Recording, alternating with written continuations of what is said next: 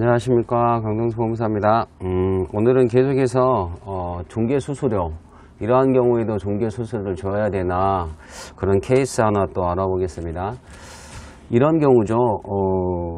갑이라는 중개사님한테 중개를 의뢰해서 어떤 집을 보러 갔어요. 근데 그 집을 이제 보러는 갔는데 그 집이 너무 비싸요. 그럴 수 있겠죠. 한 500만원 정도 자기가 생각했던 금액에서. 그래서 그냥 돌아왔는데 우리라는 중개사님이 또 전화가 와서 그 집을 보게 됐어요. 근데 다행히 이번에는 그 집을 500만원, 자기가 생각했던 500만원보다 좀 더 싸게 이렇게 구입했다는 거예요. 그런데 이제 이런 경우에 이제 전에 중개했던 갑이라는 중개사님이 중개수수료를 청구해왔다는 거예요. 이러한 경우에 중개수수료를 갑이란 그 전에 중개했던 중개사님에게 주어야 되느냐, 그런 문제가 발생하는데, 주어야 할까요? 당연히 내심으로 생각하는 그 답이 맞습니다. 주지 않아도 됩니다. 중개는 거래 중개 계약을 완료시켜야 되죠. 정확하게 해서 그 집을 이제 이번 같은 매매 같은 경우면 매매 계약이 완전히 체결돼야지만 중개 수수료를 지급을 요구할 수 있는 것이기 때문에 이러한 경우에는 중개 수수료를 주지 않아도 됩니다.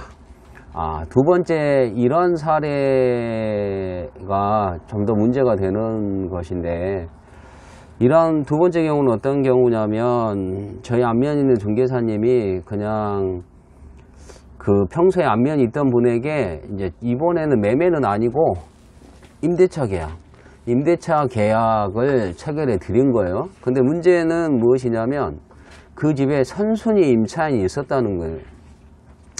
선순위 임차인이 있었는데 선순위 임차인은 나가고 그분이 이제 임대보증금을 못 받는 그런 법적 분쟁의 과정이 있었는데 그거를 모르고 중개사님이 중개를 해드렸어요. 그리고 전세권, 이 분은 좀 의심이 많은 분이라 전세권 설정 등기까지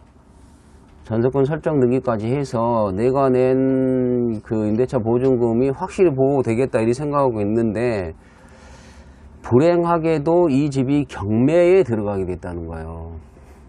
어떻게 됐겠습니까?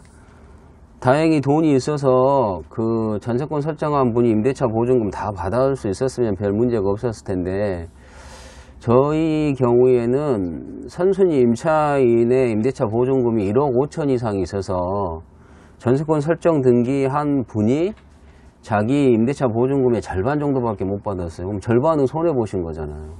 이 경우에 무상으로 선의로 중개했던 이 중개사님에게 손해배상 청구를 할 수 있겠냐. 네, 이러한 경우 손해배상 청구 당하십니다. 중개사님들의 이런 책임은 중개수수료를 받았느냐 안 받았느냐 이런 거 상관없이 발생하는 문제입니다.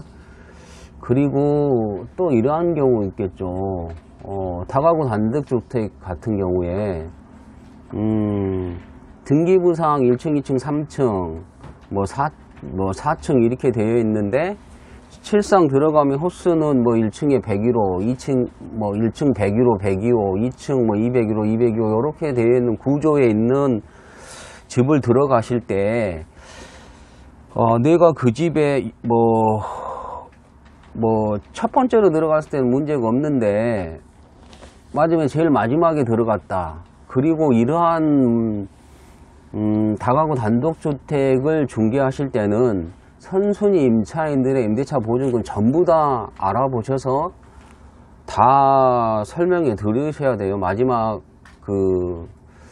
들어가는 분들에게는. 그렇지 않아서 이런 경매 들어가서 선순위 임차인의 임대차 보증금 때문에 마지막에 들어가신 분의 임대차 보증금을 못 받게 되는 상황이 생기면 중개사님들 이러한 경우에도 손해배상 책임 당하십니다. 그러니까 이러한 경우에 잘 중개하셔야 됩니다. 중개가 어떤 면으로는 쉬워 보여도 이런 법적인 문제에 당하면 손해배상 책임을 지는 경우가 있고요. 특히 요즘은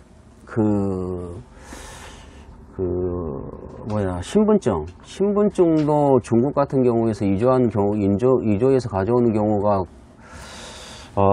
있기 때문에 실제 사례에서 저희도 그 임차인이 자기가 주인이다 그래가지고 임대차 보증금 8,500만원 받아가지고 가셔서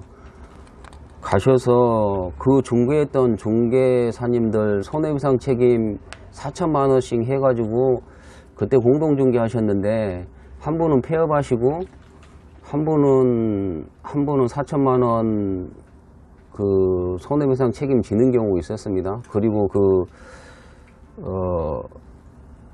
주민등록증 이조에서 했던 분은 8,500만원 때문에 실형 살았어요. 한 6개월, 7개월.